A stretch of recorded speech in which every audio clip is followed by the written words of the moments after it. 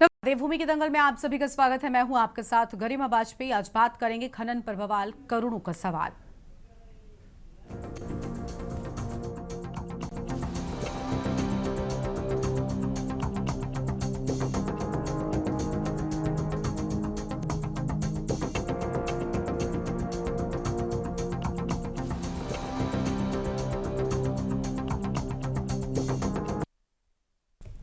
उत्तराखंड की खनन नीति को लेकर पूर्व वन मंत्री हरक सिंह रावत ने बड़ा राजनीतिक धमाका किया है। हरक सिंह रावत ने यह दावा किया कि बीजेपी सरकार में खनन माफियाओं से 30 करोड़ रुपए की रकम की वसूली की गई और इस धन से पार्टी ने एफडी बनाई है। उन्होंने स्वीकार किया कि इस रकम में से उन्होंने भी 1 करोड़ से अधिक की राशि ली थी।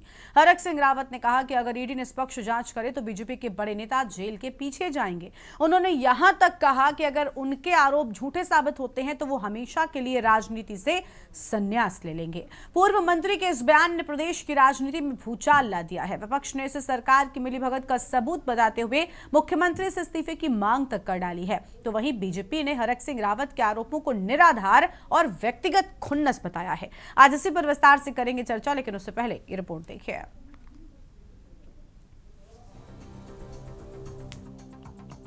उत्तराखंड के वरिष्ठ कांग्रेस नेता और पूर्व वन मंत्री हरक सिंह रावत ने बड़े बयान देते हुए बीजेपी पर गंभीर आरोप लगाए हैं, जिससे प्रदेश की सियासत गर्मा गई है। हरक सिंह रावत ने आरोप लगाया है कि प्रदेश की खनन नीति ने बीजेपी का घर भर दिया।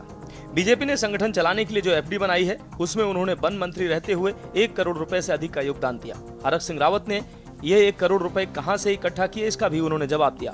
हरक सिंह रावत ने आरोप लगाया है कि बीजेपी ने पार्टी चलाने के लिए बैंक में 30 करोड़ की एफडी बनाई है। उसमें उन्होंने भी खनन माफियाओं से लाकर 1 करोड़ रुपए से अधिक की रकम जुटाई है। हरक ने चुनौती दी कि इसको लेकर मेरे पर भी दोष है, इसलिए मेरी भी जांच होनी चाहिए। यदि बीजेपी चाहे इसकी जांच करा ले। हरक सिंह रावत ने कहा कि एफडी में किन किन लोगों ने अपनी कितनी धनराशि दी है, इसकी जांच यदि ईडी ने ईमानदारी के साथ की तो पूरी बीजेपी सलाखों के पीछे होगी। उन्होंने कहा कि जब वो प्रदेश के वन मंत्री हुआ करते थे उस दौरान उन्होंने रामनगर, हल्द्वानी जाकर जितने भी खनन के ठेकेदार थे उनसे 10-10 लाख रुपए के चेक लाने को कहा गया था, इसलिए वो इस मामले में अपने आप को भी दोषी मानते हैं। खनन नीति ने तुम्हारा घर भर दिया, तुम्हारा भंडार भर दिया बीजेपी का। और मैं सच कहूं, जो 30 करोड़ रुपया एफडी बनी है भाजपा को चलाने के लिए, मैं भी उसमें वन मंत्री था, मैंने भी 1 करोड़ से अधिक दिया उसमें पैसा। सब खनन माफियाओं से तुला के दिया मैंने भी। मेरे पे भी दोस्त है, मैं तो कह रहा हूं मेरी भी जांच होनी चाहिए। आप जांच करा लो। वो 30 करोड़ रुपया की जो एफडी बनी है भाजपा की जो 30 करोड़ की एफडी बनी है पार्टी चलाने के लिए बैंक में, उसमें किस किस ने पैसा दिया है ईडी जांच कर ले। पूरी भाजपा जेल में होगी अगर ईडी ईमानदारी से जांच कर दे तो। सारे खनन माफियाओं से 10 तक। मैं वन मंत्री था तो मैंने रामनगर में जाके, हल्द्वानी में जाके सब जितने खनन के ठेकेदार थे सबसे कहा 10-10 लाख के चेक लाओ। मैंने खुद कहा, मैं भी दोषी हूं उस मामले में। जो धामी कह रहा है ना कि खनन पे हमने डंका पीट दिया तभी तो तबाही हो रही है, मैं खनन के खिलाफ नहीं हूं। खनन होना चाहिए। जब मलबा आता है तो नदी को एक टेक्निकल तरीके से उसकी रेत बजरी हटनी चाहिए, जिससे कि बीच में गहराई हो और अड़ोस पड़ोस में जो है आसपास जो है बस्तियों को नुकसान हो। छलिए वाली सरकार है, यही है चाल चरित्र चेहरा इस सरकार का। और जिस तरीके से हम देख रहे हैं चारों तरफ भ्रष्टाचार और खनन नीति को लेकर, तो स्थिति कभी भी साफ नहीं हुई। और अब हरक सिंह रावत जी अगर बोल रहे हैं तो इसके पहले त्रिवेंद्र सिंह रावत जी भी बोल चुके हैं, संसद में खड़े होकर बोल चुके हैं कि ये बहुत बड़ा भ्रष्टाचार का जो खेल चल रहा है इसके बारे में मुख्यमंत्री का मुंह चुप क्यों है। इतने लोगों की बातें सामने आने के बाद जो 30 करोड़ की एफडी के बारे में बात कही है हरक सिंह रावत जी ने, उसमें जांच करवानी चाहिए ना। और दूध का दूध, पानी का पानी तभी होगा। लेकिन मुख्यमंत्री इस पर एक शब्द नहीं बोलेंगे। उनके प्रवक्तागण क्या कह रहे हैं कि जी आप इन्वेस्टिगेटिव एजेंसीज के पास जाइए। अरे आपके ऊपर आरोप लगा है तो आप कुछ तो जवाब देंगे, लेकिन चुप्पी साध लेने का मतलब है कि आप अपराधी हैं और आप इस भ्रष्टाचार में संलिप्त है। बताएं मुख्यमंत्री अगर नहीं है तो। आपको बता दें कि उत्तराखंड में अभी कुछ समय पहले ही पूर्व मुख्यमंत्री व सांसद त्रिवेंद्र सिंह रावत ने संसद में अवैध खनन का मुद्दा उठा दिया था। त्रिवेंद्र के संसद में दिए गए बयान के बाद बीजेपी के प्रदेश और केंद्र सरकार में हलचल मच गई थी। प्रदेश सरकार के खनन विभाग से जुड़े अधिकारी ने पूर्व सीएम के अवैध खनन के विरोध में वीडियो बयान जारी कर मामले को और भी उलझा दिया था। सांसद त्रिवेंद्र सिंह रावत ने नाम न लेते हुए जवाब भी दिया था। बहरहाल इस मामले के बाद बीजेपी के तेज तर्रार विधायक मुन्ना सिंह चौहान ने दून से सटे विकासनगर इलाके में अवैध खनन की ट्रॉली को मौके पर ही पकड़कर हंगामा खड़ा कर सिस्टम को खुलेआम हड़का दिया था। विधायक मुन्ना सिंह चौहान ने पुलिस को सूचना दी थी, पर चीता पुलिस आधे घंटे तक मौके पर ही नहीं पहुंची। अब हरक सिंह रावत के आरोप सामने आने के बाद बीजेपी के वरिष्ठ प्रवक्ता सुरेश जोशी से सवाल किया गया तो उन्होंने कहा कि अगर कोई भी मामला भ्रष्टाचार से जुड़ा है और किसी भी नेता और व्यक्ति को लगता है कि कुछ गड़बड़ है तो मीडिया में आने से पहले उस विषय को कानून के सामने लाना चाहिए, क्योंकि देश में तमाम जांच एजेंसियां हैं, कोर्ट हैं। ऐसे में उन्हें लगता है कि मीडिया में इस तरह की बयानबाजी सिर्फ और सिर्फ अपनी खोई हुई प्रतिष्ठा, राजनीतिक जमीन और लोकप्रियता को अर्जित करने के लिए की जा रही है।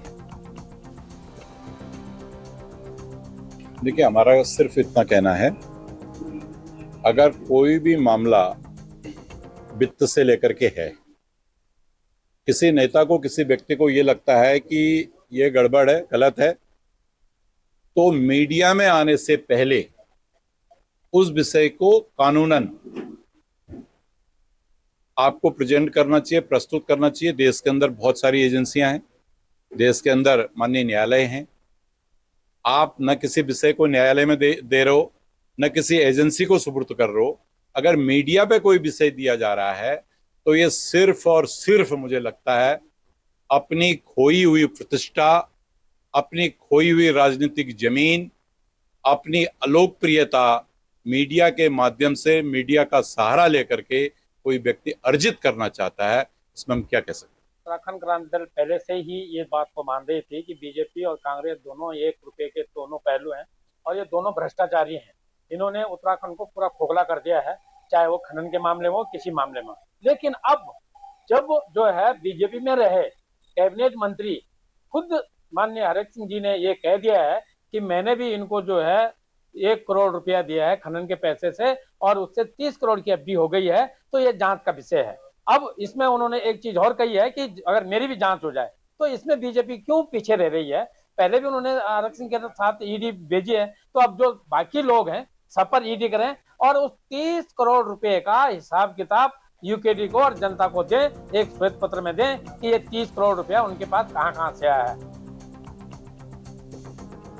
उत्तराखंड में खनन नीति पर यह विवाद पहले से ही कई सवाल खड़े करता रहा है, लेकिन अब खुद सरकार में रह चुके हरक सिंह रावत के आरोपों ने मामले को और गंभीर बना दिया है। प्रशासनिक हलकों में भी इस बयान को लेकर चर्चाएं तेज हैं। अगर ईडी स्तर की जांच बैठी तो राज्य की राजनीतिक दिशा बदल सकती है। Uttarakhand desk report.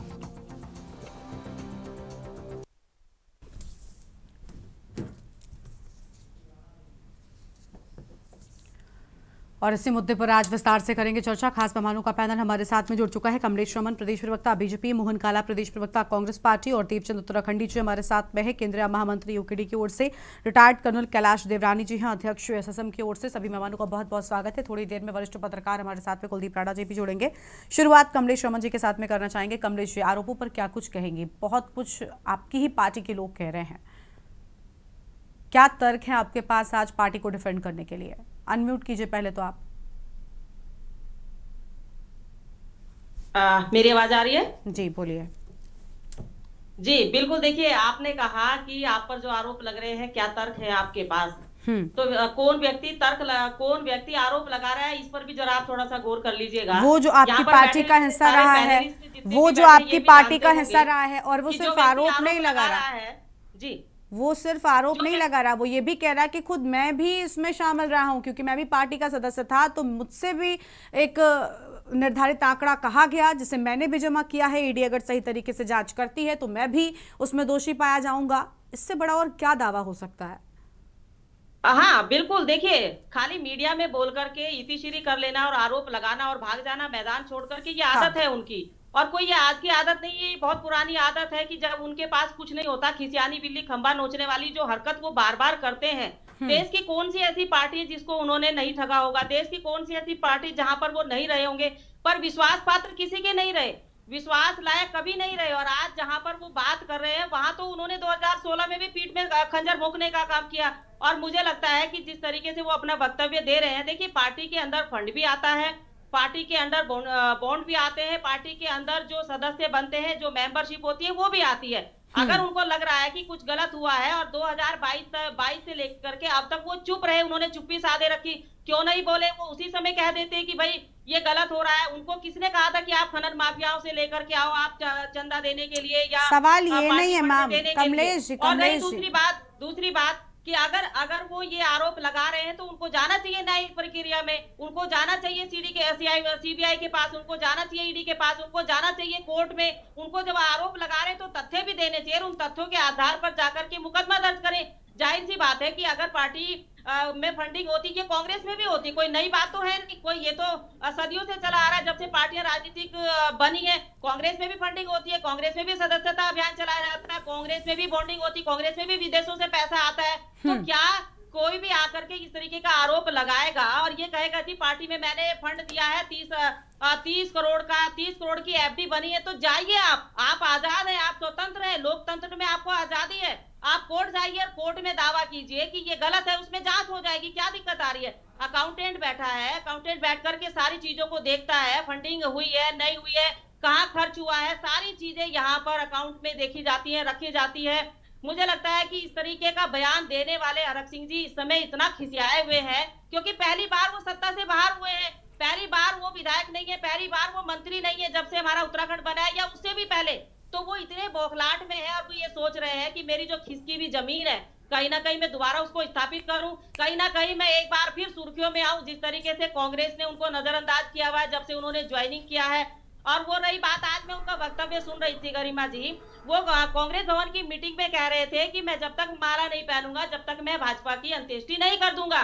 तो मुझे लगता है कि कांग्रेसी जो बार बार ये कह रहे थे क्या बात है क्या बात है, और बहुत बढ़िया उनको जो गलत वक्तव्य को बढ़ावा दे रहे थे, तो 2016 में भी हरक सिंह जी ने कांग्रेस की अंत्येष्टि करने का काम किया और 2027 में भी यही वो हरक सिंह जी है जो अंत्येष्टि करेंगे कांग्रेस की। ये बार बार पीठ में छुरा भोंकते हैं, बार बार इनको जो है कांग्रेस गले लगा लेती है। और ऐसे व्यक्ति ताली बजा रहे थे जिनकी पीठ में छुरा भोंका, जिनकी सरकार को गिराने का काम किया, आज वो कह रहे हैं कि मैं उनके पैर भी पकड़ लूंगा सत्ता में आने के लिए। तो आप समझ सकते हैं कि कितनी सोच उनकी छोटी हो चुकी होगी, कितनी जो उनके शब्द हैं वो किस तरीके से। माननीय हरीश रावत जी ताली बजा रहे थे, मुझे बड़ा ताज्जुब हो रहा था इस बात को देख करके कि इतने वरिष्ठ नेता जिनको उन्होंने सरकार में रहने नहीं दिया, सरकार चलाने नहीं दी, जिनके साथ उन्होंने जो है हमेशा फ्रेम करने का काम किया, और आज भी अभी कुछ दिनों पहले भी लड़ रहे थे आपस में दोनों के दोनों पर उनके गलत वक्तव्य पर वो जब ताली बजा रहे थे तो वाकई अफसोस हो रहा था कि वो किन शब्दों पर ताली बजा रहे हैं। ये धारणा मुझे लगता है कांग्रेस की नहीं हो सकती, ये सोच कांग्रेस की नहीं हो सकती। पर खैर कोई बात नहीं, देखिए बात थी फंडिंग की, बात थी जो उन्होंने आरोप लगाया वो कोर्ट जा सकते हैं, वो न्यायालय जा सकते हैं, कोई इसमें उन्हें रोक नहीं रहा है। अगर लेकिन बीजेपी को भी चाहिए कि इतने बड़े आरोप लगे हैं, हरक सिंह रावत ने साफ तौर पर कहा कि अगर इसकी सही तरीके से जांच हो जाएगी तो पूरी बीजेपी अंदर होगी। नैतिकता नहीं बनती कि आप देश क्या, आप खुद को विश्व की सबसे बड़ी उभरती हुई पार्टी कहते हैं, इतने बड़े आरोप आप पर लग रहे हैं, आपको चाहिए कि भाई जांच करानी चाहिए। हरक सिंह रावत यूं ही तो कोई थोड़ी कुछ कहकर चला जाएगा, या फिर आपको चाहिए कि हरक सिंह रावत पर वैसा एक्शन कानूनी लिया जाए? आप जो राहत दिखा रही हैं हरक सिंह रावत को, मुझे लगता है हरक सिंह रावत से बड़ा किरदार तो बीजेपी का है। बीजेपी को चाहिए कि मानहानि का केस ठोका जाए, क्यों नहीं ऐसा करती आप, है ना? जांच होगी इस बात हाँ ठीक है, चलिए जांच होना अलग चीज है, और क्योंकि हरक सिंह रावत ने दावे बहुत बड़े किए। लौटेंगे आपके पास में। कुलदीप राणा जी हमारे साथ में जुड़ चुके हैं, वरिष्ठ पत्रकार। ठीक है मैम, बाकी खोखले होते हैं अंदर से। ठीक है, आते हैं मैम। कुलदीप राणा जी हमारे साथ में, वरिष्ठ पत्रकार हैं। बहुत स्वागत कुलदीप जी आपका, पहले आपसे ही करते हैं। कुलदीप जी, हरक सिंह रावत एक ऐसा नाम है, देखिए उत्तराखंड में बहुत सारे बड़े नेता हैं, लेकिन शायद ही राष्ट्रीय स्तर पर सबको पहचान मिली हो हरक सिंह रावत को, उनके बयानों के चलते, या जिस पार्टी में वो रहते हैं कई बार तो उसको लेकर ही बड़े बयान दे डालते हैं। देश भर में उनका नाम जाना जाता है, और इस बार फिर से उन्होंने एक बड़ा बयान दे दिया। बीजेपी पूरी अंदर होती अगर खनन को लेकर जांच हो जाए। खनन एक बड़ी समस्या है प्रदेश में, और हरक सिंह रावत के बयान में कितनी सच्चाई और कितनी बीजेपी के मुताबिक खुन्नस जो है वो आपको नजर आती है?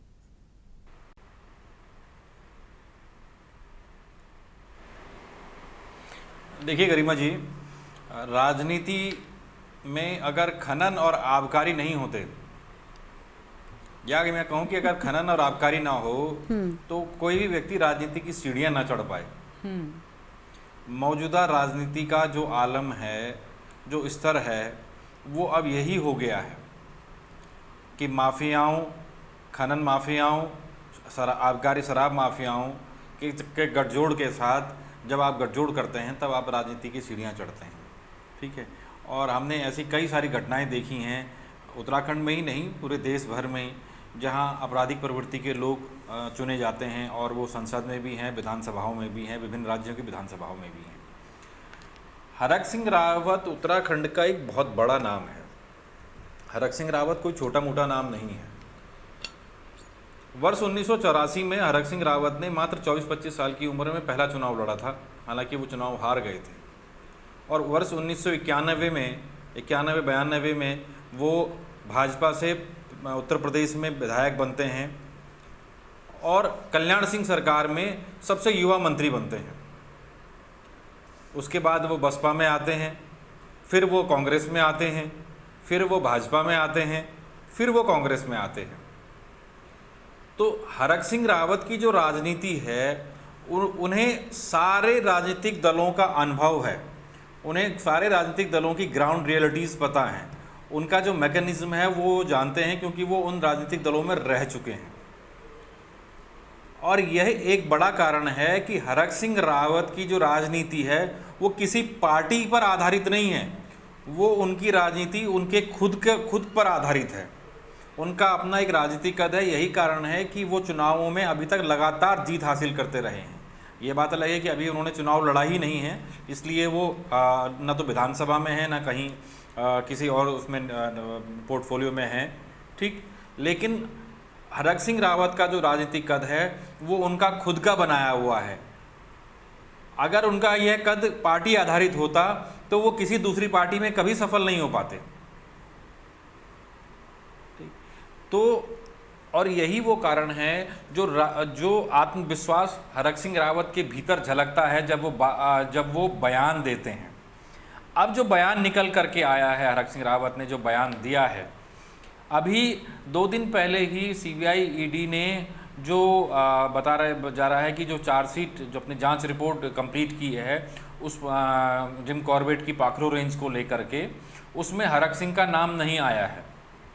और हरक सिंह रावत इससे बड़े उत्साहित हैं। इतनी बड़ी जांच के बाद अगर हरक सिंह रावत का नाम नहीं आया तो उत्साहित होना स्वाभाविक सी बात है।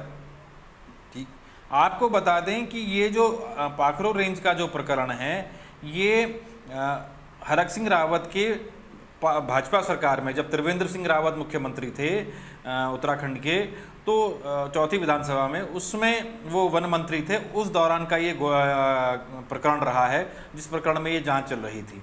ठीक, जिसमें उनका कहना है कि उन्हें क्लीन चिट मिल चुकी है। ठीक, तो उनके हौसले बुलंद हैं। और दूसरी बात ये है कि जो उन्होंने बयान दिया है कि 30 करोड़ रुपए की एफडी वाला बयान, वो भी उन्होंने कहा है कि मैं जब वन मंत्री था तब मैंने रामनगर में पार्टी फंड के लिए इकट्ठा किया है, 30 करोड़ रुपए की एफडी उसमें बनी है। तो स्वाभाविक सी बात है कि वो भाजपा में चौथी विधानसभा में ही मंत्री रहे हैं। और उस दौरान मुख्यमंत्री कौन था, किसके मुख्यमंत्रित्व काल में, किसके नेतृत्व में प्रदेश अध्यक्ष के रहते हुए ये सारी चीज़ें हुई, ये पार्टी का फंड इकट्ठा किया गया। तो ये जो उन्होंने बयान दिया है वो उन्होंने बहुत सोच समझ करके बयान दिया है, क्योंकि वो उसके सियासी मायने जानते हैं। मैं भाजपा के तरफ से जो काउंटर आया था मैं उसको भी सुन रहा था कि उसमें उनका कहा कि वो कह रहे थे भाजपा के प्रवक्ता कि अपनी सियासी ज़मीन को करने के लिए और अपनी लोकप्रियता को, स्वाभाविक सी बात है, वो दिख रहा है कि हरक सिंह रावत अपनी लोकप्रियता के लिए इतना बड़ा पॉलिटिकल स्टंट वो प्ले कर रहे हैं। इसमें अलग चीज़ का क्या है, आपने नई बात क्या बताई? उन्होंने कहा ये बात, वो खुद ही कह रहे हैं, वो दिख रहा है। अगर कोई पॉलिटिकल पर्सन, कोई नेता कोई बयान देता है तो उसके सियासी मायने यही होते हैं कि वो अपनी राजनीतिक छवि को लेकर के चीज़ों को प्रस्तुत कर रहा है। ठीक, अब इसके क्या मायने हो सकते हैं? एक तरफ अगर राजनीतिक मनोविज्ञान की तरफ दृष्टि से अगर हम देखें तो यह जो बयान है, इस बयान ने उत्तराखंड भाजपा के कई नेताओं की नींदें उड़ा रखी हैं। ठीक, और उत्तराखंड में इस प्रकार इस समय जो कांग्रेस के भीतर भी जो सियासत चल रही है, उसमें भी एक बड़ा और मोड़ आने वाला है, क्योंकि वहाँ भी प्रदेश अध्यक्ष करण महारा का कार्यकाल पूर्ण हो चुका है। वो आगे उनका अब नए प्रदेश अध्यक्ष का वहाँ भी चुनाव होना है। तो हरक सिंह रावत ने जो खेल खेला है इस बयान को दे करके, उसने इसमें मुझे कोई आश्चर्य नहीं होगा कि हरक सिंह रावत आने वाले समय में भाजपा में दिखाई दे, तो भी मुझे कोई आश्चर्य नहीं होगा। और इसमें भी मुझे कोई आश्चर्य नहीं होगा कि हरक सिंह रावत जो है कांग्रेस के प्रदेश अध्यक्ष हो जाएं। ठीक, क्योंकि इस बयान ने उनके सियासी हलचल पैदा की है, या तो उससे अमृत निकलेगा और या तो विष निकलेगा। ठीक है, लेकिन हरक सिंह रावत का इसमें कहीं नुकसान नहीं हो रहा है। आपने अपने जवाब में पहली बात कही थी कि अगर खनन ना हो तो शायद राजनीति में कोई भी कदम रखना चाहेगा ही नहीं। इस लाइन से ही बहुत सारी चीज़ें तो पहले ही साफ हो गई थी। और ये सिर्फ ऐसा नहीं है कि किसी एक दल के लिए आपने राजनीति को लेकर कहा, तो मुझे लगता है उसमें सब शामिल है। चलिए अपनी चर्चा को और आगे बढ़ाएंगे और मेहमानों के साथ। उससे पहले देवभूमि के दंगल में वक्त हो रहा है छोटे से ब्रेक का, फौरन हाजिर होंगे। आप देख रहे हैं के न्यूज।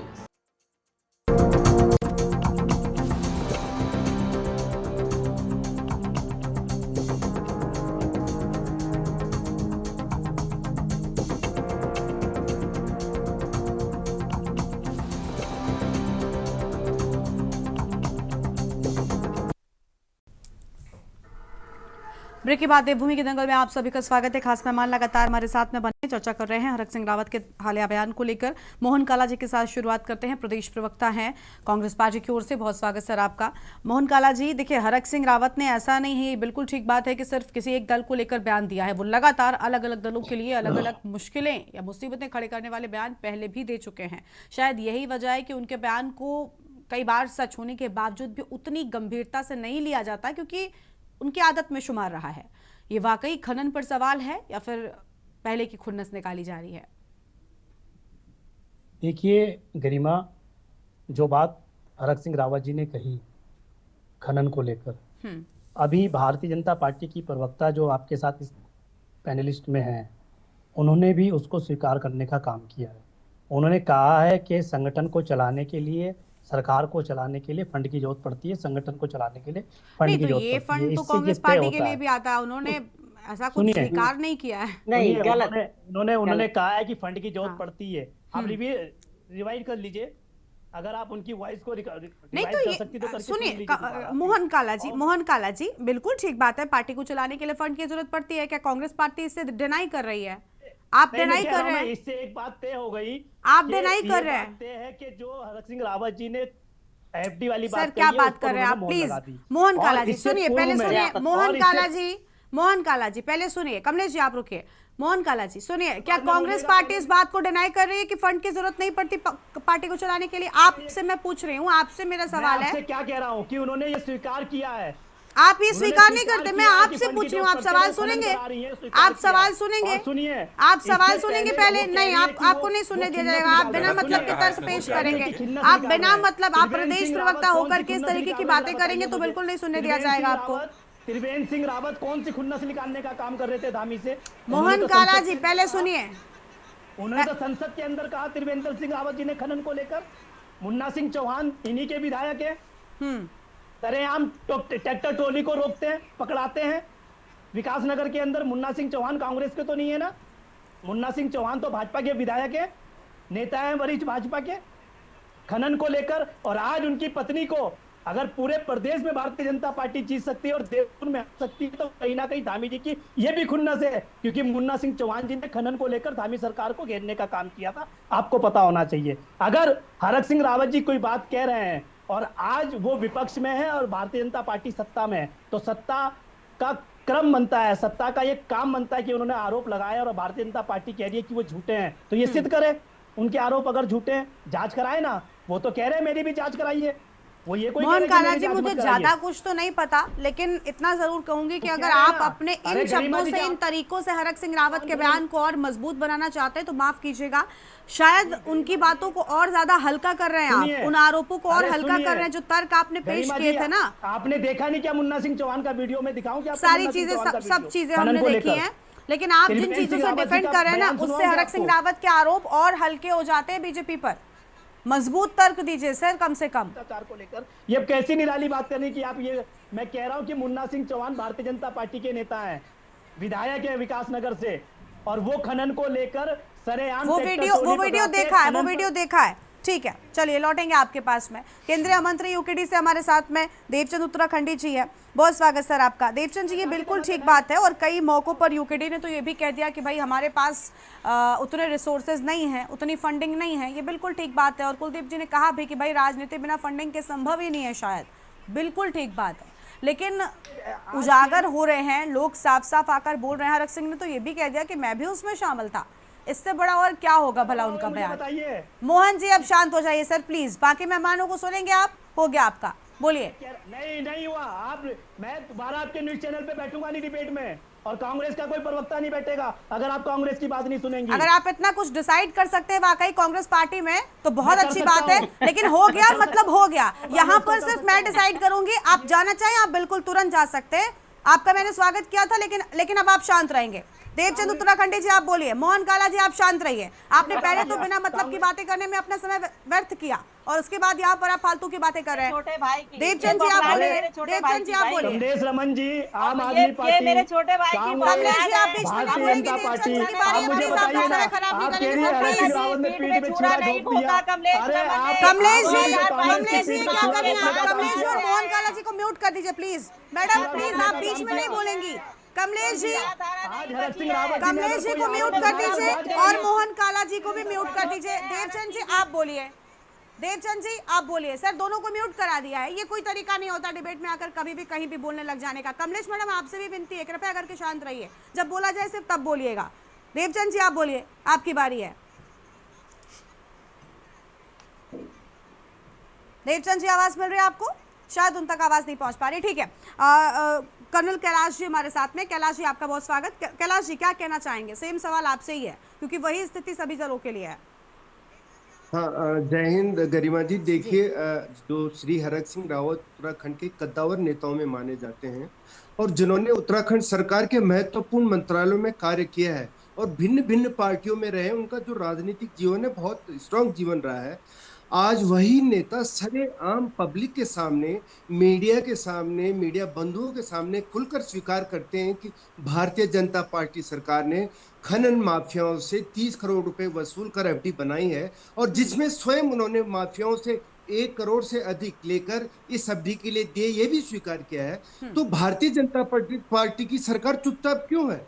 अगर श्री हरक सिंह रावत जी झूठ बोल रहे हैं तो उन पर मानहानि का मुकदमा करना चाहिए। और अगर बात सच है तो इससे स्पष्ट संदेश जाता है कि भारतीय जनता पार्टी का फंड सीधे माफियों के पैसे से चल रहा है। उत्तराखंड की भारतीय जनता पार्टी की सरकार मासूम जनता के टैक्स और देवभूमि की जो प्राकृतिक संसाधनों को लूटकर अपनी राजनीतिक फंड कर रही है। श्री हरक सिंह जी ने कहा कि ईडी निष्पक्ष जांच करे तो भारतीय जनता पार्टी के सभी बड़े नेता जेल में होंगे। अगर हमारे जो माननीय मुख्यमंत्री और उनकी पार्टी दूध की धुली हुई है तो क्यों इसके लिए वो निष्पक्ष जांच से डर रहे हैं? क्यों निष्पक्ष जांच उसकी नहीं बैठाते? अवैध खनन के कारण नदियों का, जंगलों का, स्थानीय किसानों का हमेशा बहुत बड़ा नुकसान होता रहा है। गांव के गांव डूब रहे हैं और नेताओं में पैसों की लूट मची हुई है। देखिए, डॉक्टर हरक सिंह रावत ने कहा अगर आरोप झूठे हुए तो वो राजनीति छोड़ देंगे।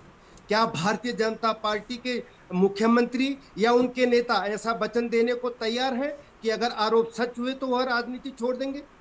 भारतीय जनता पार्टी का देखिए गरिमा जी, ये दोहरा चरित्र साफ दिखता है कि जब वह विपक्ष में थे तो वो खनन माफिया और भ्रष्टाचार की दुहाई देते रहते थे, लेकिन अब सत्ता में आकर खुद वो इस जो भ्रष्टाचार की दलदल में इतना फंस चुके हैं। उनके कई मंत्री कृषि घोटाले, सैन्य घोटाले, ट्रांसफर पोस्टिंग घोटाले, शिक्षा विभाग के घोटाले, पेपर लीक कांड, अनेक प्रकार के जो घोटाले हैं उनका नाम आ रहा है।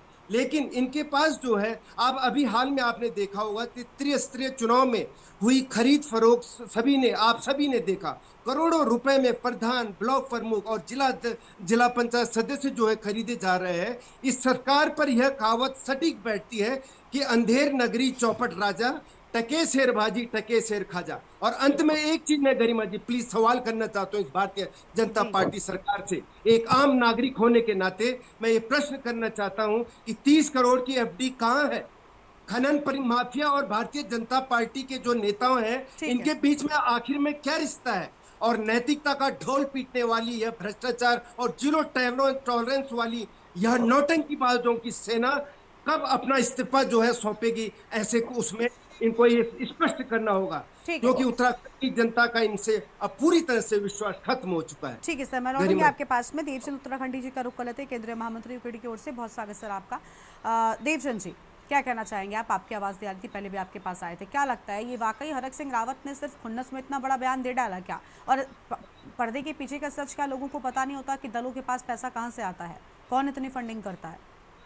गरिमा जी, मुझे लगता है कि जब राणा जी ने, कुलदीप राणा जी ने बोल दिया हो और हमारे कर्नल साहब ने भी बोल दिया हो और बाकी सभी लोगों ने बोल दिया, जो सोशल मीडिया बोल रही हो, उसके बाद मुझे कुछ कहने की जरूरत नहीं है। लेकिन आज मेरे कुछ सवाल जो है रमन जी से हैं। रमन जी यहाँ पर 15 मिनट इतना लेक्चर यहाँ पर दे कर गई है, वो उन्होंने, आपने उनकी बात नहीं सुनी, क्या नाम मोहन काला जी की, उसमें उन्होंने स्वीकार किया है, उन्होंने स्वीकार किया है कि फंड किसी भी पार्टी करने के लिए फंड की जरूरत पड़ती है। पर मैं बता, रमन जी से मेरे सवाल है, आपके जो पार्टी का संविधान के अनुसार एक विधायक को कितना परसेंटेज पैसा देना होता है वो बताएं, लिखे आप देखिए ये देवचंद जी, मैं फिर आपको भी टोकूंगी, मैंने मोहन जी को भी टोका था। मुझे इसी बात से आपत्ति है, कितनी बार हमारे ही पैनल पे आपकी पार्टी के प्रवक्ता बैठकर ही कह के जाते हैं कि भाई यूकेडी अच्छा परफॉर्म इसलिए नहीं कर पाती क्योंकि उसके पास उतने रिसोर्सेज नहीं है, उतनी फंडिंग नहीं है। चाहिए तो आपको भी वही। राजनीतिक दल कैसे चलेंगे?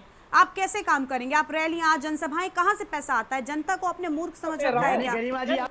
क्या यूकेडी को फंड की जरूरत नहीं है? हमारा जो पैसा आ रहा है, गरिमा जी आप कह रही हैं ऐसा होता रहे। मोहन जी, मैंने ये नहीं कहा सर, अपने शब्द आप मेरे मुंह में डालने का प्रयास बिल्कुल ना करें।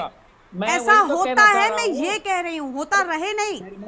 आपके कहने से बातें बदल नहीं जाएंगी, फिर मैं आपके कहने से बातें नहीं बदलती। के पार्टी संविधान के अनुसार एक विधायक और एक सांसद को अपनी सैलरी का कितना परसेंट देना होता है। अगर मैं मोटा मोटा हिसाब लगाऊं तो जब की बात है, जब 3 लाख से कम इनकी सैलरी हुआ करती थी, अगर 3 लाख का मैं मैक्सिमम 10% भी लगाऊं तो 30,000 होता है और साल भर में वो 3,60,000 बनता है। अब इस हिसाब से इन्होंने उनसे 10 करोड़ रुपया, उनको इससे उसको मतलब 10 करोड़ रुपया कैसे मांग दिया या 1 करोड़ रुपया कैसे मांग दिया, और इस प्रकार से जो 30 करोड़ हुआ तो नॉर्मली 30 लोगों ने दिया होगा 1-1 करोड़। तो उसकी जांच के लिए मैं कहना चाहता हूँ, सिंपल सा बात है कि रमन जी को उनके भड़ास निकाल रहे हैं, इनकी ये बोले, स्वीकार करें कि उन्होंने बोला है तो इसकी जांच होगी। सीधी सी बात है। आप मुझे कहेगा तुम्हारा कोर्ट में कीचड़ लगा हुआ है तो मैं कोर्ट पे देखूंगा ना, पीछे लगा हुआ है, झाड़वाने की कोशिश करूंगा। ये तो नहीं बोलूंगा कि जो बोल रहा है सब झूठ है, भड़ास निकाल रहे हैं।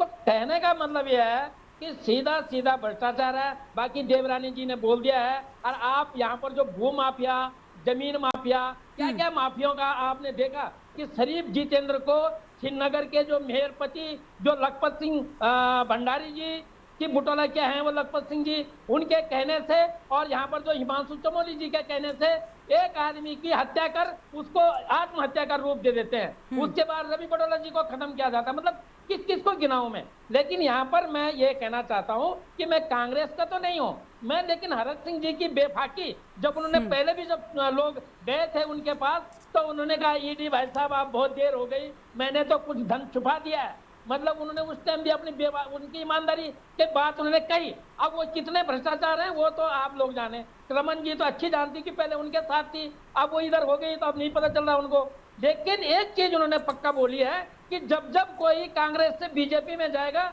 तो कांग्रेस पर खंजर घोंपता है। आज उन्हें स्वीकार कर दिया, और किसी पार्टी में खंजर घोंपता है। खंजर घोंपने वाली पार्टी बीजेपी ही है। अच्छा। ये खंजर घोंप पार्टी है, ये रमन जी ने स्वीकार कर दिया है। और मैं ये कहना चाहूंगा, इसके अलावा दूसरा एक और सवाल है मेरा कि उत्तराखंड क्रांति दल कल से जो स्टेप ले रहा पूरे बीजेपी के लिए वर्ष 2022 पिछला भी ले जाएंगे, क्योंकि पिछला वाला तो माननीय रावत जी ने जो सांसद हैं उन्होंने तो संसद में बोल दिया। अब वो उनको न माने तो अलग बात है, लेकिन हम 2022 के बाद ही जो 30 लाख के बाद जो एडिशनल एफडी के लिए जरूर मुकदमा दायर करने वाले हैं। और कल से ये हमारा, जैसे विधानसभा में गाली देने के बाद प्रेमचंद अग्रवाल के खिलाफ हमारा जो आंदोलन चला था, इसी प्रकार हमारा जो है हर पुलिस थाने में अब इनके विधायकों के और इनके बीजेपी पार्टी के ऊपर इनका जो खनन का या किसी चीज का जो पैसा आ रहा है उसकी जांच के लिए मुकदमा दायर होंगे। गरिमा जी, ठीक है, चलिए लौटेंगे आपके पास में। कांग्रेस पार्टी के प्रदेश प्रवक्ता मोहन जी लगातार बने हैं। मोहन जी बताइए क्या कहना चाहते हैं आप, कौन सी बातें आपकी अधूरी रह गई थी? नहीं, मेरी नहीं, अगर आप सुनना नहीं चाहती हैं कोई बात नहीं, आप ना सर आपको बुलाया ही हमने बोलने के लिए, आपको शायद कांग्रेस की बात सुनना, आप हमारे मेहमान हैं। कांग्रेस की बातें इससे पहले भी मैं आपकी डिबेट में बैठा था 2 दिन पहले, तब भी आपने जो है इससे पहले जब क्या बोलते हैं, कुछ भी कह लें आप, व्यक्तिगत या निजी आरोप मुझ पर लगा सकते हैं, मुझे उन बातों से कोई फर्क नहीं पड़ेगा, लेकिन अगर आपको डिबेट में बुलाया गया है तो आपको बोलने के लिए ही बुलाया गया है। अब आप बोलिए, मुझ पर टिप्पणियां करने से बेहतर है आप मुद्दे पर बोलिए। कह रहा हूं कि आपको कांग्रेस के प्रवक्ता की बात नहीं सुननी होती तो आप कांग्रेस के प्रवक्ता का बैठाने का काम ना करा करिए। ठीक है सर, मुद्दे पर आएंगे आप, हो गया आपका, मुद्दे पर आएंगे आप। चरित्र साफ है, अगर वो पाक साफ है तो वो जांच कराए ना, सीबीआई जांच क्यों नहीं करा रही भारतीय जनता पार्टी? अगर उन्होंने आरोप लगाए, अगर हरक सिंह रावत ने आरोप लगाए हैं और भारतीय जनता पार्टी दूध की धुली है तो वो कराए जांच, सीबीआई जांच क्यों नहीं कराते? आज इस प्रदेश की पहचान बना दिया, जिस प्रदेश को मंडवे के लिए जाना जाता था, जिस प्रदेश को झंगोरे के लिए जाना जाता था, जिस प्रदेश को ककड़ी और खीरे के लिए जाना जाता था, जिस प्रदेश को लोक संस्कृति के लिए जाना जाता था, आज उस प्रदेश को खनन माफियाओं के रूप में जाना जा रहा है, आज उस प्रदेश को गुंडा राज के रूप में जाना जा रहा है। आपने देखा किस तरीके का नंगा नाच पंचायत के चुनाव में इन्होंने करने का काम किया, पर नहीं, आपको दिख नहीं रहा होगा। आप कह रही हरक सिंह, मैं ये कह रहा हूं कि त्रिवेंद्र सिंह रावत तो भारतीय जनता पार्टी के सांसद हैं हरिद्वार से, और खनन को लेकर संसद में आवाज उठाते हैं। मुन्ना सिंह चौहान विधायक हैं भारतीय जनता पार्टी के, वो लगातार खनन को लेकर आवाज उठाते हैं। तो आप करिए ना, अगर आप दूध के धुले हैं और अगर पुष्कर धामी वाकई में धाकड़ हैं और उनकी प्रवक्ता में अगर दम है तो वो जाए भारतीय जनता पार्टी के नेताओं के पास और पुष्कर सिंह धामी के साथ जाकर बोले कि इसकी जांच कराइए। पर जांच किससे कराएंगे? अरे आज तो सारे कठपुतली हैं आपके हाथों के, ईडी हो चाहे सीबीआई हो। पंचायत सदस्यों के घर पे तो जा सकती हैं वोट डलवाने के लिए, दबाव डलवाने के लिए, पर अगर हरक सिंह रावत जी ने अगर 30 करोड़ की एफडी का आरोप लगाया है, अभी आपने देखा देहरादून के अंदर हरियाणा के लोगों ने किस तरीके से 40 बीघा का जंगल रातों रात काटने का काम किया सरकार की आड़ में।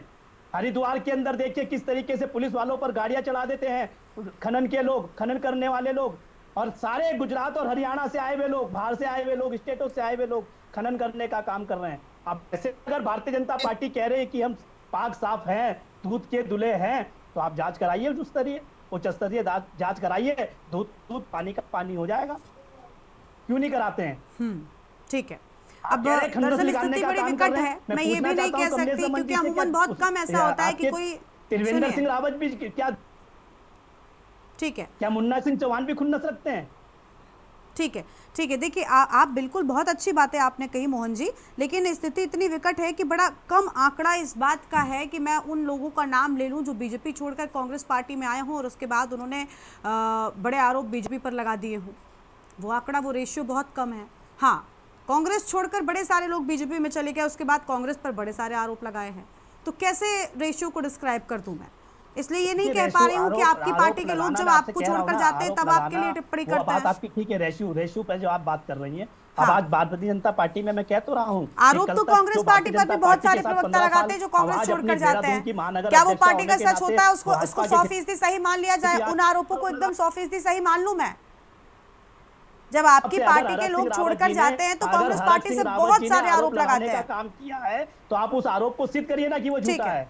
ठीक है, चलिए लौटेंगे आपके पास, जब वो लौटेंगे आपके पास कांग्रेस के लिए बोले तो तब हरक सिंह सही है, पर जब आज हरक सिंह भारतीय जनता पार्टी के संगठन पे और सरकार की मंशाओं पर सवाल खड़े कर रहे हैं तो तब वो गलत है। नहीं, मैंने गलत या सही का डिसीजन, मैं यहाँ पर डिसीजन मेकर नहीं हूँ, मैं आपकी बात सुन रही हूँ और मैं बीजेपी की बात सुन रही हूँ। आप डिसीजन मेकर नहीं है, डिसीजन मेकर में आप नहीं है, पर आप सुन ले, मैं बता रहा हूँ कि आपके चैनल पर बैठी जो है उनकी प्रवक्ता, वो तो जाकर अपनी पार्टी से डिसीजन कराएंगे। बिल्कुल बिल्कुल, मैं आपने अगर पहला मेरा सवाल सुना होता तो मैंने यही कहा कि बीजेपी अपने आप को देश की सबसे उभरती हुई, देश नहीं दुनिया की सबसे उभरती हुई बड़ी पार्टी बताती है।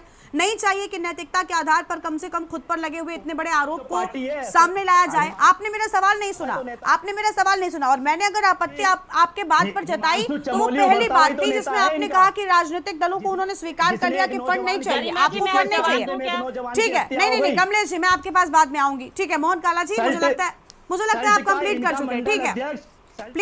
प्लीज सर आप कंप्लीट कर चुके हैं, अब से रुक जाइए, अब तो आपकी बात पूरी सुन ली गई ना।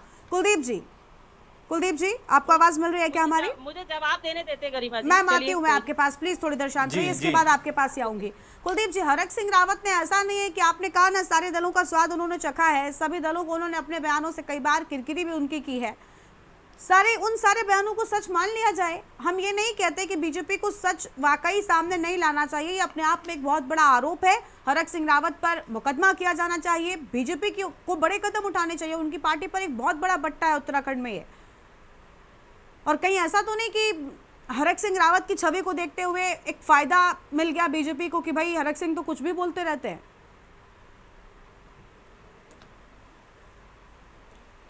देखिए, एक कहावत है, हमाम में सब, ठीक? तो आगे दरअसल ये राजनीतिक हमाम है, और इस राजनीतिक हमाम की सबकी स्थिति एक जैसी ही है, इसमें कोई राजनीतिक दल दूध का धुला नहीं है, ठीक है? 2015, 16, 17 में जब हरीश रावत जी की सरकार थी, तो आबकारी नीति और डेनिस शराब प्रकरण किसी से छुपा नहीं है, ठीक है? नैनीताल हाई कोर्ट में नैनीताल के डीएम ने 50 करोड़ का खनन पेनल्टी माफ़ कर दी थी, वो प्रकरण किसी से छुपा नहीं है, ठीक है? और ऐसे कई प्रकरण हैं जिसमें 90% से ज़्यादा जुर्माना उस समय माफ़ कर दिया गया था। तो ऐसा कुछ नहीं है, ये जुर्माने माफ़ ऐसे ही थोड़ी हो जाते होंगे, ठीक है? ये बात अलग है कि उत्तराखंड में खनन से जो राजस्व प्राप्ति की दर है वो लगातार बढ़ती रही, जिसने जिस प्रकार की नीति बनाई और जिस तरह से किया। हालांकि ये बात भी एक सच है कि पुष्कर धामी की सरकार में अब तक का सबसे ज़्यादा रिकॉर्ड जो राजस्व प्राप्त हुआ है खनन से 1100 करोड़ रुपए का, वो अब तक का रिकॉर्ड राजस्व है, ठीक है ना? 2020-21 में 397 करोड़ था, तब भाजपा की सरकार थी, ठीक? और जब हरीश रावत जी की सरकार थी तब 224 करोड़ रुपए था, 272 करोड़ रुपए था। तो ये इसमें कोई दोहराई नहीं है कि खनन को लेकर के क्या मैकेनिक्स होना चाहिए और क्या चीज़ें होनी चाहिए, खनन के हालात किस प्रकार से हैं। बावजूद इसके आज भी अगर अगर कोई इसकी जांच हो कि उस जितने भी प्रदेश में जहाँ जहाँ खनन हो रहा है, खनन एरिया के क्षेत्रफल, उनकी डेप्थ का और उनका जितना वॉल्यूम खनन वहाँ से गया है, उसकी तुलना करके उसको कंपैरिजन किया जाए, तो जो अभी भी जो रिकॉर्ड राजस्व प्राप्त हुआ है उसकी तुलना में वो कई गुना ज़्यादा होगा, ठीक है? तो ऐसा नहीं है, और ऐसा नहीं है कि पहले नहीं होता था। मैंने कहा ना कि कोई राजनीतिक दल, और अभी ये बात बार बार टारगेट हो रही थी भाजपा के प्रवक्ता को लेकर के, ये बात अच्छी है कि उन्होंने बेबाकी से कहा कि भैया सबको उसकी फंड की जरूरत पड़ती है, कौन सी पार्टी है जो फंड नहीं लेती होगी? और इसका तो आंकड़ा बिना फंड की कांग्रेस पार्टी चल रही है, इतनी फंडिंग हुई, हालांकि वो भी सच नहीं होता है। या यूकेडी ने तो खुद स्वीकार किया है कि भाई हमारे पास फंडिंग के सोर्सेज नहीं है, इसलिए हम एक चुनाव लड़ने में उतने सक्षम नहीं, उसने तो खुद स्वीकार किया है, ठीक है? हाँ, लेकिन क्या होता है कि राजनीति में कुछ चीजें पर्दे की होती हैं, ठीक? जो भी दल सत्ता में आता है वो फिर अपने राजनीतिक उसको अपने रिसोर्सेज के माध्यम से अपने राजनीतिक उसको मजबूत करने का प्रयास करता है, ताकि आने वाले समय में चुनाव लड़ना है, तमाम सारी चीज़ें हैं उसके लिए। अब उसके लिए वो साम दाम दंड भेद जो सारी चीज़ें वो अपनाता है, लेकिन वो चीज़ें हैं, कभी भी कोई राजनीतिक दल इन चीजों को लेकर के एक दूसरे पर आरोप प्रत्यारोप नहीं करता है, और ना ही कभी भी आपने देखा होगा कि राजनीतिक आरोप, इस तरह के राजनीतिक आरोपों पर किसी राजनीतिक दल ने किसी दूसरे राजनीतिक दल के ऊपर कोई केस दर्ज कर दिया हो। बिल्कुल। इस देश में प्रधानमंत्री नरेंद्र मोदी को लेकर के कितने अपशब्द कहे गए जब वो मुख्यमंत्री थे, क्या क्या नहीं कहा गया, लेकिन क्या क्योंकि जो राजनीतिक चीजें हैं वो राजनीति के धरातल तक रही, उनको कभी व्यक्तिगत रूप में, हालांकि उसमें व्यक्तिगत टिप्पणियां भी थी, लेकिन उन्होंने कभी नहीं लिया, ठीक है? हरक सिंह रावत ने जो ये बयान दिया है, उन्होंने वो अपनी व्यक्तिगत राजनीतिक जमीन को मजबूत करने के लिए दिया है। और आज देखिए कि अगर इस चैनल पे भी दो राजनीतिक दल, भाजपा और कांग्रेस के प्रवक्ता अगर इस प्रकार से उत्तेजित हैं, तो ये किसकी जीत है? ये हरक सिंह रावत की जीत है, उनकी व्यक्तिगत जीत है कि उनका एक मुद्दा, उनकी कही हुई 4 लाइनें आज राजनीति में भूचाल ले आई हैं, प्रदेश की राजनीति में भूचाल ले आई हरक सिंह हैं, रावत के लिए वो लाइन समाचार बिल्कुल चैनलों perfect से सही। लेकर के चाय की ठेली तक में। हाँ, वो लाइन है ना कि देखिए आज उत्तराखंड में समाचार चैनलों से लेके वो लाइन बिल्कुल ठीक है। उत्तराखंड में सभी दल बिल्कुल आज उत्तराखंड बिल्कुल आज उत्तराखंड में समाचार चैनलों से लेकर के, अखबारों से लेकर के और चाय की ठेलियों तक में सबकी जुबान पर हरक सिंह रावत का नाम है। ठीक है ना। तो एक पॉलिटिकल पर्सन के लिए इससे ज्यादा क्या चाहिए। ठीक, उनकी टीआरपी बूस्ट अप हुई है। ठीक, दूसरी चीज, आज जिस हरक सिंह के बयान को लेकर के कांग्रेस पार्टी खुश हो रही है, कांग्रेस पार्टी के नेता खुश हो रहे हैं। हरक सिंह रावत कल बीते दिनों तक हरक सिंह रावत उसी पार्टी के नेता हरीश रावत जी के लिए उजाड़ बल्द थे। हरीश रावत जी का तो बयान था ना, है ना, ये कि उजाड़ बल्द है हरक सिंह रावत, जब वो भाजपा में थे। ठीक है, आज अभी दिन में उन्होंने पिछले 3 दिन से हरक सिंह रावत की एनर्जी का सोर्स इतना हाई है, इतना उत्साहित हैं वो। आज उन्होंने एक और बयान दिया है पार्टी में, क्योंकि वहाँ कल जो लोग पता चला कि जो लोग गैरसैंण विधानसभा में सोए हुए थे, अंदर विधायक जो हैं, जो रात को जिन्होंने असेंबली में रात को सोए, उनका सम्मान किया गया था। सोने पर आज सम्मान हुआ है कांग्रेस कार्यालय में। तो उन विधायकों को उस कार्यक्रम के दौरान जो है हरक सिंह रावत ने कहा कि मैं तब तक माला नहीं पहनूंगा जब तक मैं बीजेपी को खत्म नहीं कर देता हूं प्रदेश से। ठीक, आज बड़े फिर वो ऊर्जा का जो ऊर्जा का लेवल कल था वही ऊर्जा का लेवल आज भी है। ठीक, लेकिन यहाँ आपको मैं एक बात मजेदार बात और बता दूं कि जिस दिन गैरसैंण में असेंबली सत्र शुरू हो रहा था, उसी दिन हरक सिंह रावत ने देहरादून में प्रेस कॉन्फ्रेंस करके कहा था, जब वहां पर विरोध हो रहा था कि भाई नैनीताल वाली सीट पंचायत चुनाव को लेकर के भारी विरोध हो रहा था और सारे लोग बाहर आ गए थे, सदन स्थगित हो गया था। देहरादून में हरक सिंह रावत ने एक प्रेस कॉन्फ्रेंस करी कांग्रेस कार्यालय में, जिसमें ये कहा गया कि जब 2013 की आपदा आई और हम लोग विजय बहुगुणा की सरकार में थे, तो हम लोग ऑर्डिनेंस लेकर के आए कि आपदा में राहत देने के लिए अभी जो राहत दी जा रही है उस पर उन्होंने सवाल किए कि भाई 4 लाख रुपए राहत दे रहे हैं, घायलों को 2 लाख रुपए राहत दे रहे हैं या 50,000 रुपये राहत दे रहे हैं। ठीक है, तो उन्होंने कहा था कि हमने कहा था कि हम पहले उसका असेसमेंट करेंगे जो नुकसान हुआ है और उसी के अनुसार उसके अनुपात में उनको राहत राशि दी जाएगी, चाहे वो 40 लाख हो, 50 लाख हो, 60 लाख हो, और वो सरकार ने किया भी है। आप देखिए कि ये मुद्दा जिसको कांग्रेस पार्टी को सदन में उठाना चाहिए था, वो उसने वहां नहीं उठाया, वहां उसने दूसरा मुद्दा उठाया और हरक सिंह रावत ने उस मुद्दे को कैच करके यहां उठाया। तो इससे किसकी पॉलिटिकल जमीन मजबूत हुई? व्यक्तिगत रूप से हरक सिंह रावत की पॉलिटिकल जमीन मजबूत हुई है। ठीक है, देखिए राजनीति के शातिर खिलाड़ी तो हरक सिंह रावत है, वो जानते हैं कब किसको कहां पर मुश्किल में लाना है। मैं एक बात और, हाँ जी जल्दी से बात और कहूंगा हरक सिंह रावत की राजनीति को, क्योंकि हमने अपने कॉलेज के टाइम से हरक सिंह रावत को देखा है। जब हम कॉलेज में पढ़ते थे तो हरक सिंह रावत उस समय श्रीनगर यूनिवर्सिटी में मिलिट्री साइंस के प्रोफेसर हुआ करते थे। ठीक है, तो हरक सिंह रावत की हर एक चीज बड़ी खूबी है उनकी, उन्होंने अपने ऊपर आरोपों पर भी सारी चीजों पर उन्होंने किसी चीज को छुपा के नहीं रखा हुआ है, उनकी सारी चीजें ओपन है। आप जिस आरोप की बात कर रहे हैं, जो भी आरोप आपके दिमाग में उनके प्रति आ रहा है, वो खुल करके बात करते हैं। वो जैनी प्रकरण पे भी खुल के बात करते हैं। ठीक है, तो आपके पास उनके लिए आप ये कहोगे कि मेरे को हरक सिंह रावत का ये राज मालूम है, ऐसा नहीं सकता है, क्योंकि वो अपने सारे राज अपने मुंह से खोल देते हैं। और इस मामले में भी उन्होंने कुछ ऐसा ही किया, उन्होंने ये भी कहा कि मैं खुद भी उसमें मैंने भी दिए पैसे। बिल्कुल बिल्कुल, हाँ ठीक है, मैंने भी दिए पैसे, वो स्वीकार रहे हैं। मैंने भी माफियाओं से कहा भाई लाओ पैसा, लाओ 10 लाख के लाओ। यही चीज उनकी नेताओं से अलग बनाती है, उनकी अपनी।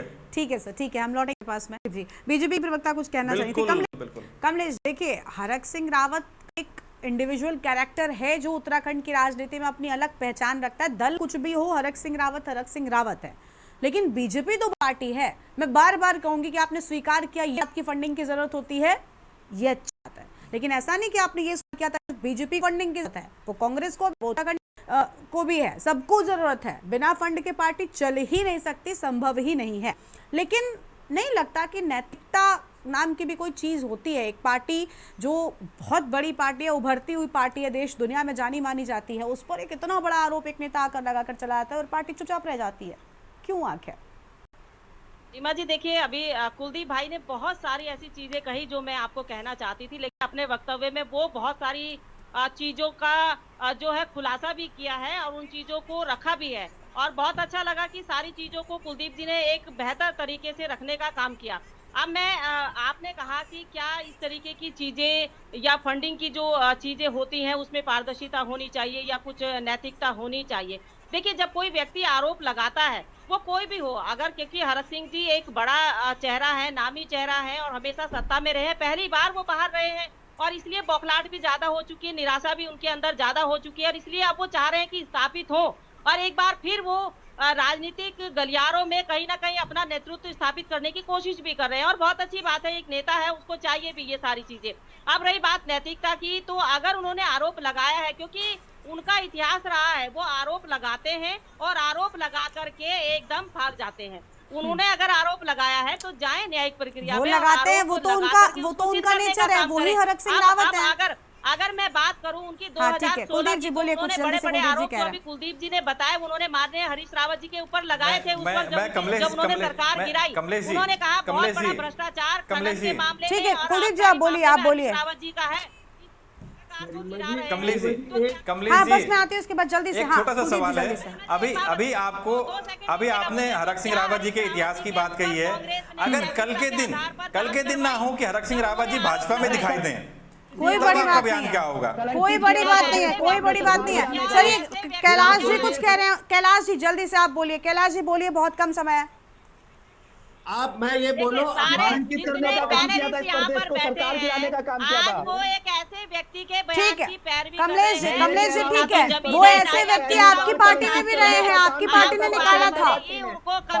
ठीक है कैलाश जी कुछ आप कहना चाह रहे थे क्या? पार्टी को गरिया रही थी जब कलंकित करने का काम किया था भारतीय। ठीक है, देखिए ठीक है, माफ कीजिएगा, चर्चा को यहीं पर रोकना पड़ रहा है, वक्त की कमी है। बहुत शुक्रिया आप सभी मेहमानों का हमारे साथ चर्चा में आने के लिए। तो हरक सिंह रावत के एक बयान ने एक बार फिर से प्रदेश में सियासी हलचल को तेज कर दिया है। हालांकि इसके पहले भी हरक सिंह रावत ने कई ऐसे बयान दिए हैं जिसके चलते कई दल की कई बार किरकिरी हुई है, लेकिन इस बार बीजेपी कटघरे में है। उनका कहना है कि अगर ईडी उनके इस बयान की सही तरीके से जांच करती है तो पूरी बीजेपी अंदर होगी। देवभूमि के दंगल में इतना ही। आप देखते रहिए के न्यूज़ इंडिया। नमस्कार।